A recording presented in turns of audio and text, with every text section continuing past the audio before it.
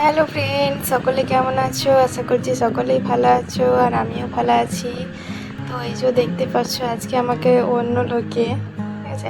তো আজ যেহেতু সোমবার আর আজকে হচ্ছে চৈত্র মাসের সেই গাজনের যে হোম, ঠিক আছে? তো হোম আর নীল পুজো যাকে বলে, শিবের নীল পুজো, তো সেই জন্য আজকে এই যে স্নান টান করে নিয়েছি সকাল সকাল। তারপর এই যে কাছে শিব মন্দির আছে, সেখানে আর কি জল ঢালতে যাবো। আর এই যে এটা হচ্ছে আমাদের এই দুর্গা মন্দির, শ্বশুরবাড়ি দুর্গা মন্দির, যেখানে প্রথমে পুজো হলো বাড়িতে। তারপর এই যে পুজো রেডি করে এবার যাচ্ছি শিব মন্দির, কাছেই কিন্তু রয়েছে। তো ওই যে একদম রেডি হয়ে দিদির সাথে যাব, মানে যেটা আমার ননদ, তো তার সাথে আর কি যাবো পুজো দিতে।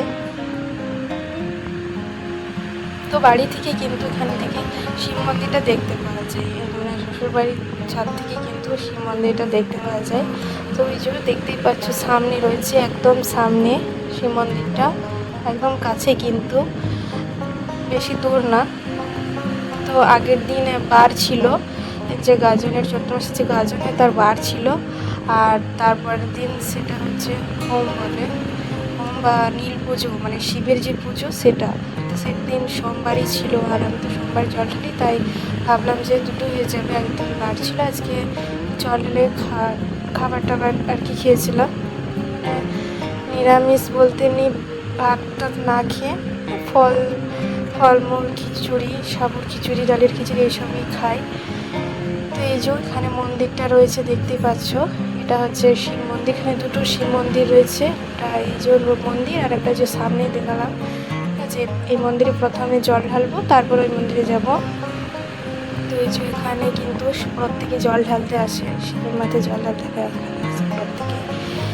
তো এখানে এই যে অনেক ব্রাহ্মণও রয়েছে, এখানে পুজো করে। তো প্রত্যেক সোমবারেই কিন্তু এখানে প্রায় ভিড় থাকে, এখানে আর কি শিব পুজো হয়। আর এই যে এখানে শিবের মূর্তিগুলো দেখতেই পাচ্ছ, এই যে নিচে রয়েছে জরা শিব, আর এই যে একটা রয়েছে শিবের মূর্তি। আর ওই যে দেখতে পাচ্ছ ওটা একটা মন্দির, ওটা হচ্ছে ধর্মরাজ ঠাকুরের মন্দির, এখানেও কিন্তু পুজো হয়।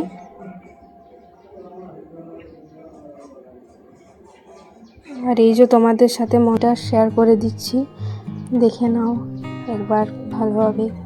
খুব সুন্দর কিন্তু বিভিন্ন ধরনের মূর্তির আর কি পেন্ট করা রয়েছে মন্দিরের ভেতরে, ঠিক আছে?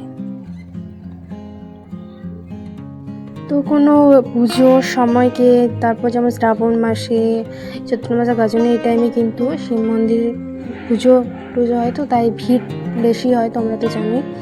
তাই আর এই যে আরও একটা শিব মন্দির, তো এখানে মূর্তি রয়েছে এবং সাথে ছোট ছোট মূর্তিও রয়েছে, শিবের মূর্তি। আর এই যে এখানে কীর্তন হয়। তো ফাইনালি পুজো হয়ে গেছে, এবার পুজো করে বাড়ি ফিরছি। তো এখন প্রচুর গরম পড়েছে, আর আগের দিন তো গরমটা ভালোই ছিল, আজকেও কিন্তু গরমটা বেশ ভালোই লাগছে, প্রচুর গরম পড়েছে আজকে, আর রোদটাও সেরকম দিয়েছে। আর এই যে এটা দেখছো তার পরের দিনের ভিডিও, ঠিক আছে? মানে ছোটো কাকি আর কি খেতে বলেছিল বাড়িতে, তো সেই জন্য আর কি এসেছিলাম। তো এটা হচ্ছে ছোটো কাকির বাড়ি, মানে আমাদের যে গ্রাম রয়েছে, তো সেইখান থেকে এই 1 কিলোমিটারের মতো রাস্তা, 1-1.5 কিলোমিটারের মতো রাস্তা বটে। আর এই যে তোমাদের সাথে শেয়ার করছি, এটা হচ্ছে একটা বাড়ি, সবজি বাড়ি, মানে বাড়ির পেছনে সবজি লাগিয়েছে, এখানে কিছু সবজি গাছ রয়েছে, যেমন কুমড়ো গাছ রয়েছে, তারপর ভেন্ডি গাছ, তারপর এখানে কাঁঠাল গাছ রয়েছে। তো চলো তোমাদের সাথেও শেয়ার করে দিই ছোটো কাকির হোম ট্যুর, তোমরা দেখে নাও। তো এটা হচ্ছে বারান্দা, ঠিক আছে? আর এইগুলো হচ্ছে রুম, আর এটা হচ্ছে রান্নাঘর। এখানে এই যে কাকিমা আর কি খাবার বাড়ছে সবারই জন্য, এই যে রান্না করেছে, ডাল, ভাজা, তারপর পটল, চিংড়ি, মাটন, এসবগুলি রান্না করেছিল, তারপর দই সে বলছিল। তো এটা হচ্ছে নিচের ঘরটা, নিচের ঘর বারান্দা। এবার রয়েছে ওপর, ঠিক আছে। ওপরে যাওয়ার দুটো রাস্তা আছে এখানে। এটা যে বারান্দাটা রয়েছে, তো এখানে যে হল বারান্দাটা রয়েছে ঢুকতে, তো সেখানের মধ্যে সিঁড়ি রয়েছে যাওয়ার জন্য। আবার ভেতর দিকেও যে সিঁড়ি রয়েছে সেখান থেকেও কিন্তু যাওয়া যায়, মানে দুই পথেই সিঁড়ি রয়েছে। আর এটা ওপরতলা এসেছি ফাইনালি, তো দেখে নাও। এই যে এখানে রয়েছে বারান্দা, আর এখানে রুমও রয়েছে সেই রকমভাবে। ভালো, রুমগুলো কিন্তু বেশ সুন্দর, আমার খুব ভালো লেগেছে। আর তারপর ওপরেই কিন্তু বাথরুম রয়েছে, কিচেন রয়েছে, বেলকনি রয়েছে। আগের ভিডিওতে তোমাদের সাথে শেয়ারও করেছি, যখন এসেছিলাম একবার ছোটো কাকির বাড়ি, তখন কিন্তু এই রুমগুলো রং করা হয়নি, এখন কিন্তু রং হয়ে গেছে, তো আরও দেখতে ভালো লাগছে। এই যে এইটা একটা হচ্ছে রুম। তারপর এখানে একটা সরু বারান্দা আছে, এটা পাশের রুম, ঠিক আছে। দুটো পরপর দিয়ে রুম আছে বাসের। আর ওই সাইডে একটা রুম রয়েছে, একটা বারান্দার মতো রয়েছে। তারপর এখানে এটা একটা সরু বারান্দার মতো। আর এখানে বারান্দা পেরিয়ে কিন্তু এটা হচ্ছে বেলকনি, ঠিক আছে। বেলকনির মধ্যে এটা একটা ভিডিও করেছে, খুব সুন্দর কিন্তু বেলকনির থেকে সমস্ত কিছু দেখতে পাওয়া যায়, বাইরের দৃশ্য, গাছপালা, বেশ ভালো আর কি জানলাম। আর এখানে কিন্তু দুটো বাথরুম রয়েছে, একটা বেলকনির পাশে বাথরুম রয়েছে, একটা বারান্দার মাঝে দুটো বাথরুম রয়েছে। কিন্তু এগুলো এখন ইউজ হয়নি। ওপরের যে রুম বলো, রুম একটা ইউজ হয়েছে, কিন্তু এখন কেউ আর কি সেরকমভাবে ইউজ করেনি রুম, বাথরুম, কিচেন, এই সবে মাত্র নিউ হয়। আর এটা একটা কিন্তু খোলা বারান্দা, ঠিক আছে। খুব সুন্দর কিন্তু এখানের যে কাজটা আমার খুব ভালো লেগেছে, বেশ খোলা মতো রয়েছে।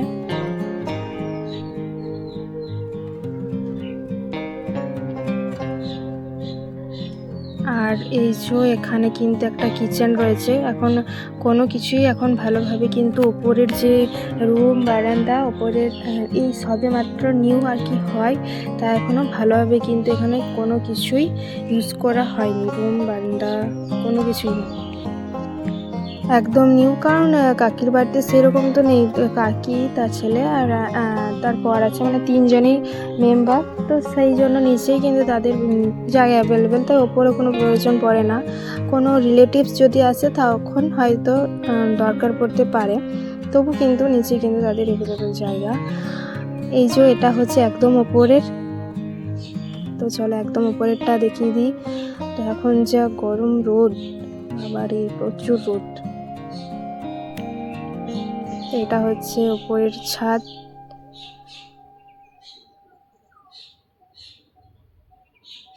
এটা হচ্ছে ছাদের দৃশ্য, দেখে নাও। ছাদ থেকে কিন্তু সমস্ত কিছু দেখা যায়, আশেপাশের যে বাড়ি রয়েছে, কি সুন্দর লাগছে, ভিউটা খুব সুন্দর লাগছে। আর এখানে কিন্তু পায়রাগুলো ভালো লাগছে, কি সুন্দর রয়েছে। আর এই যেগুলো হচ্ছে আশেপাশের বাড়ি আর কি, এরাও কিন্তু সবে নিউ করেছে বাড়িগুলো, দেখতেই পাচ্ছ। সবাই কিন্তু নিউ নিউ বাড়ি রয়েছে, মানে সবে আর কি তারা নিউ। আর এই যে দেখতে পাচ্ছ পায়রা থাকার এই যে খুব সুন্দর সুন্দর কোঠরগুলো, এগুলো কিন্তু করেছে বাড়িতেই। আর দেখ কি সুন্দর রয়েছে পায়রাগুলো, আমাদের কিন্তু খুব কম দেখতে পাওয়া যায়। এখানে দেখো খুব সুন্দর পায়রাগুলো রয়েছে। তারপর যা রোদ, গরম, মনে হচ্ছে যেন নিচে যাই, প্রচুর রোদ, বাড়ি ঘেমে। একটু রোদে যদি বেরোচ্ছি তো প্রচুর ঘেমে যাচ্ছি। এখন থেকে যদি এত গরম পরে, তাহলে পুরো গ্রীষ্মটাতে কী যে হবে, প্রচুর গরম। তো ফাইনালি চলে এসেছি নিচে, ঠিক আছে। এবার খাবার সার্ভ করছে, লাঞ্চ, ঠিক আছে, কাকিমণি লাঞ্চ থালি। তো বেশ ভালো করেছিল, সবজিগুলো বেশ ভালো হয়েছিল রান্না, আর মাটনটা করেছিল কাকু, বেশ ভালোই করেছিল। তারপর বাড়ি থেকে রওনা দিলাম, একদম সরাসরি আমার বাড়ি যাচ্ছি, মানে বাবার বাড়ি আর কি। তো যেহেতু বাবার বাড়ি থেকে পয়লা বৈশাখ থেকে কীর্তন হয়, তো পয়লা বৈশাখের থেকে তো যাওয়া হয়নি, তো রাসের দিনে আর কি গিয়েছিলাম, ঠিক আছে।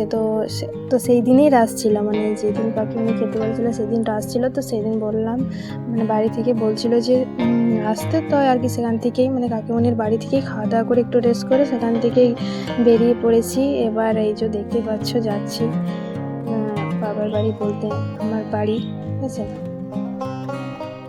তো এই রোদ্দুর আর এই গরমে যদি দুপুরে বের হয় তো প্রচুর মানে হালত খারাপ হয়ে যাবে, ঠিক আছে। তো একটু বিকেল দিকেই বের হয়েছিলাম, আর এই যে যাচ্ছি এবার।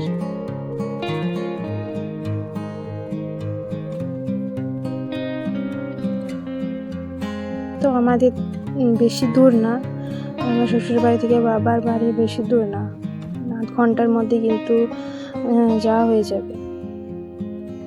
আর ভিড় থাকলে আলাদা, কিন্তু এমনি যদি তুমি বাইকে যদি যাও তো 8 ঘন্টার মতো, তুমি 8 ঘন্টা লেগে যাবে, তার মধ্যে কিন্তু তুমি বাড়ি পৌঁছে যাবে।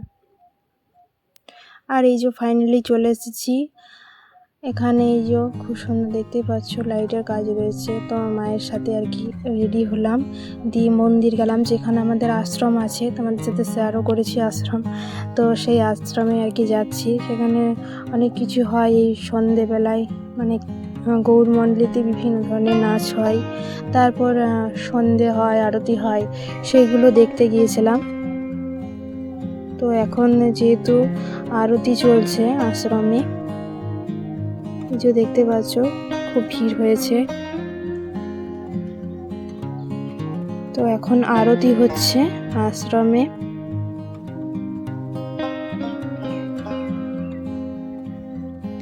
তো এখানেও কিন্তু মানে প্রত্যেক বাড়িতেই কোনো না কোনো রিলেটিভস আসে, মানে কীর্তনে। সামনেই কিন্তু আমাদের বাড়ি থেকে সামনেই আশ্রমটা, মানে প্রত্যেক বাড়িতেই কিন্তু আসে। তাই দেখতে পাচ্ছ অনেক আর কি অনেক ভিড় হয়েছে, এবং যে অনেক যেসব রিলেটিভস আছে তাদের সাথেও চেনা পরিচিত হলো, যখন গেলাম কথা হলো। তারপরে ফ্রেন্ডরাও এসেছিলো, অনেক ফ্রেন্ডরাও এসেছিলো। আর এই যে মন্দিরটা, এই রাধাকৃষ্ণর উপলক্ষে কিন্তু এই কীর্তনটা হয়, ঠিক আছে। এটা হচ্ছে রাধাকৃষ্ণের মন্দির। আর ওই যে ওখানে কীর্তন হচ্ছে, মানে গৌরমণ্ডলীর যে নাচ হয় আর কি, সেই নাচগুলো হচ্ছে। তো বেশ ভালোই লাগলো, বেশ কিছুক্ষণ থেকে ওখানে আমরা দেখলাম বিভিন্ন ধরনের আর কি নাচ।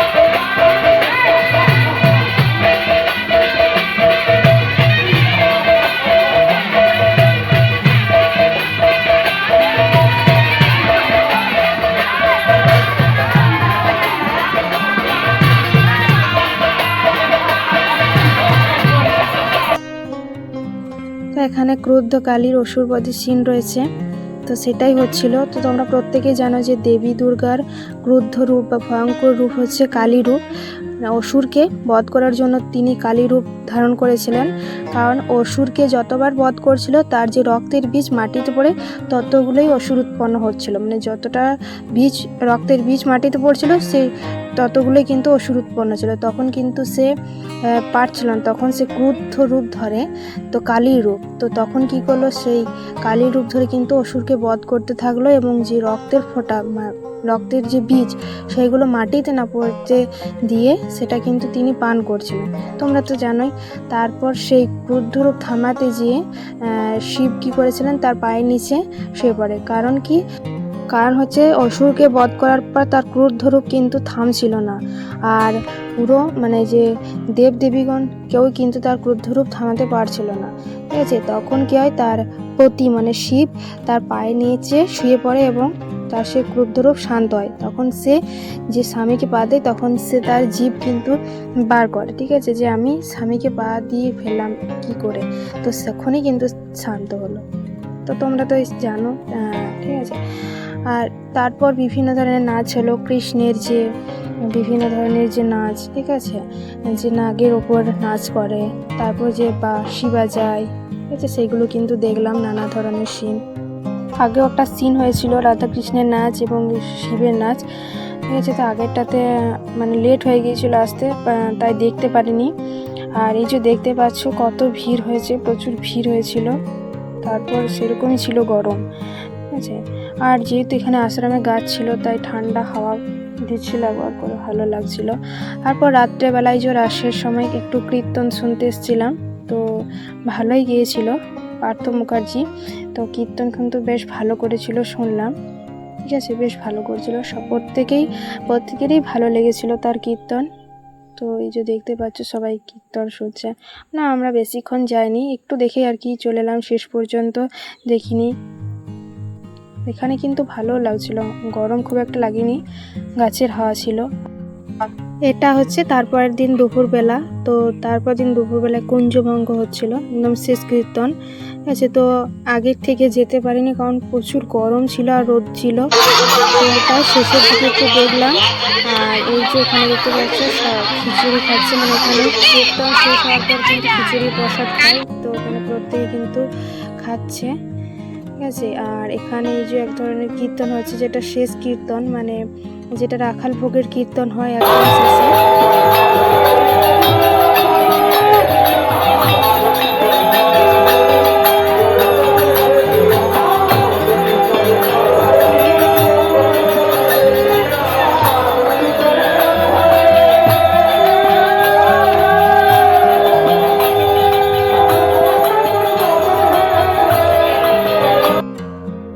তো এই যে এখানে কীর্তনও শেষ, প্রসাদ খাওয়া কমপ্লিট। এখানে যে 4 দিন কীর্তন হয়, শোরগোল হয়, তো সেটা এখন ফাঁকা লাগবে, ঠিক আছে, আজকে সমাপ্ত, আবার আসছে বছর আবার হবে। তো আবার দেখা হবে নেক্সট ব্লগে তোমাদের সাথেও। তো আশা করি সবাই ভালো থাকবে, সুস্থ থাকবে আর সাবধানে থাকবে।